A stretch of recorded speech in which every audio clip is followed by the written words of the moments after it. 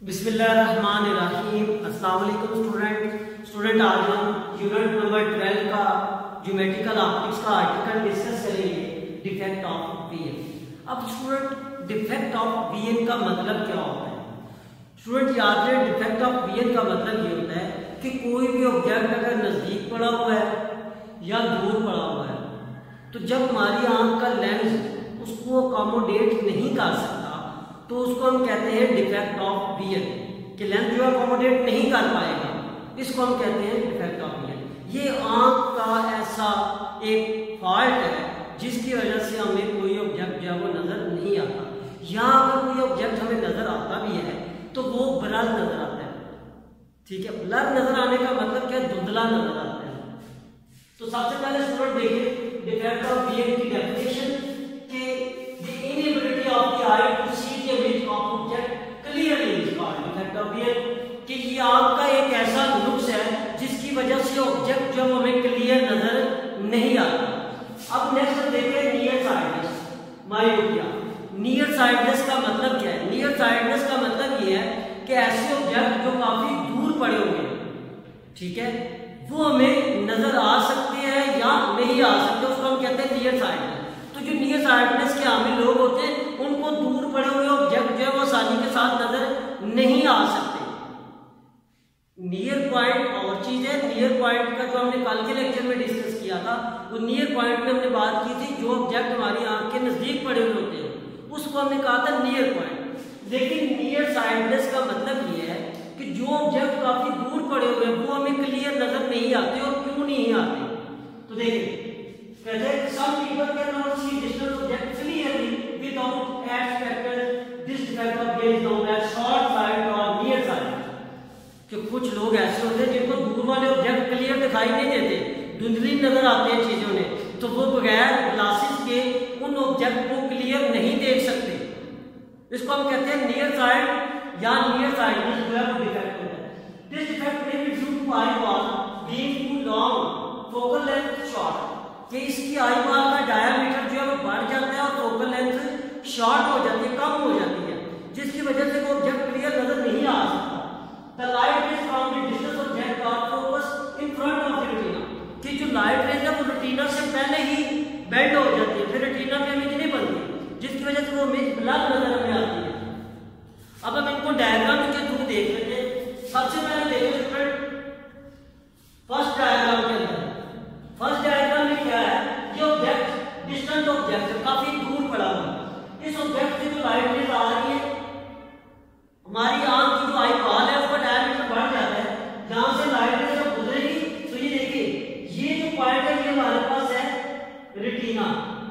तो light rays चूंकि retina से पहले ही बेंड हो गई है तो इसकी इमेज जो स्टूडेंट वो रेटिना से पहले बनी है, तो जो इमेज हमें नजर आएगी वो ब्लर नजर आएगी, बस यह इमेज हमें नजर नहीं आएगी। ठीक है, इस टाइम हमारी जो सिलरी मसल है वो इस आईज के लेंस को क्या करते हैं? रिलैक्स करते हैं, फोकल लेंथ बढ़ जाती है, आंख का लेंस जो है वो रिलैक्स हो जाता है हमारे पास। अब जो इमेज चूंकि रेटिना पे बनेगी तो हमें वाज़िया इमेज नजर आएगी ना, क्लियर इमेज नजर आएगी। तो अब देखिए इमेज रेटिना से पहले बन गई है, यहाँ पे ये इमेज रेटिना से पहले बन गई है। तो इस डिफेक्ट को दूर करने के लिए हम डाइवर्जिंग लेंस का इस्तेमाल करते हैं, जिसको हम कहते हैं कनकेव लेंस। अच्छा, अब नेक्स्ट डायग्राम में देखिए ऑब्जेक्ट यहाँ पे दूर था, यहाँ पे मैंने शुरू ही रहने दिया ऑब्जेक्ट, लेकिन मैंने क्या किया है अपनी आंख के सामने जो ग्लासेस इस्तेमाल की हैं वो ग्लासेस मैंने जो है वो कनकेव लेंस की बना दी है, मीन्स डाइवर्जिंग लेंस की ग्लासेस बनवाई है मैंने। तो जब कनकेव लेंस की ग्लासेस मैंने लगा ली है, अब आंख का लेंस तो वही है जिससे पहले मुझे दूर वाला ऑब्जेक्ट जो है वो नजर नहीं आ सकता। अब इस डिफेक्ट को दूर करने के लिए मैंने आई ग्लासेस बनवा ली है कनकेव लेंस की।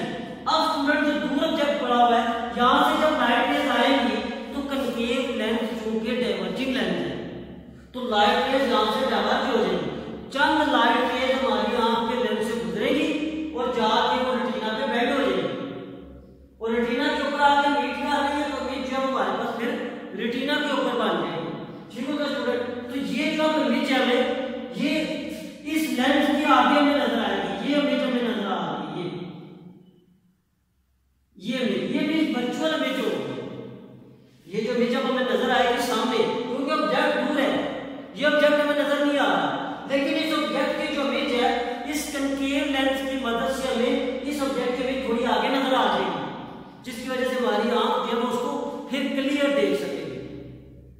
सिंपल सी एग्जांपल दे देता हूं इसकी।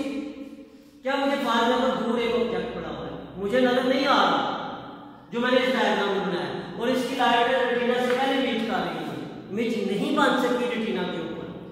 अब मैं आई ग्लासेस जो है वो कनकेव लेंस की यूज कर लेता हूं, जो कि ये है कनकेव लेंस की आई ग्लासेस यूज की। अब जब वो दूर वाला ऑब्जेक्ट जो मुझे पहले क्लियर नजर नहीं आ रहा, वो लाइट मेरी आंखों पे आके फॉल करेगी, क्योंकि आंख के सामने मैंने आई ग्लासेस यूज की है जो कि कनकेव लेंस की है। वहां पे लाइट रेज फॉल करेगी, कुछ लाइट रेज डिवाइड हो जाएगी, कुछ मेरी आंख के अंदर जब जाएगी तो वो लाइट रेज जब आके रेटिना के ऊपर मीट कर जाएगी, जिसकी वजह से अब जो इमेज है वो स्टूडेंट मुझे जरा सामने नजर आ जाएगी। वो जो दूर ऑब्जेक्ट पड़ा हुआ था वो ऑब्जेक्ट मुझे थोड़ा नजदीक दिखाई देगा। अब ऑब्जेक्ट तो दूर था लेकिन वो ऑब्जेक्ट मुझे नजदीक दिखाई दे रहा है, वो इमेज बनेगी, उस ऑब्जेक्ट की वर्चुअल इमेज बन जाएगी जो हमें नजर आएगी। तो स्टूडेंट जो लोग दूर की चीजों को नहीं देख सकते, तो जब वो कनकेव लेंस का इस्तेमाल करते हैं तो उन्हें जो ऑब्जेक्ट काफी दूर पड़ा हुआ था वो नजदीक नजर आता है। तो हकीकत में उस ऑब्जेक्ट का वो डिस्टेंस नहीं होता जो उन लोगों को दिखाई देता ग्लासेस लगाने के बाद।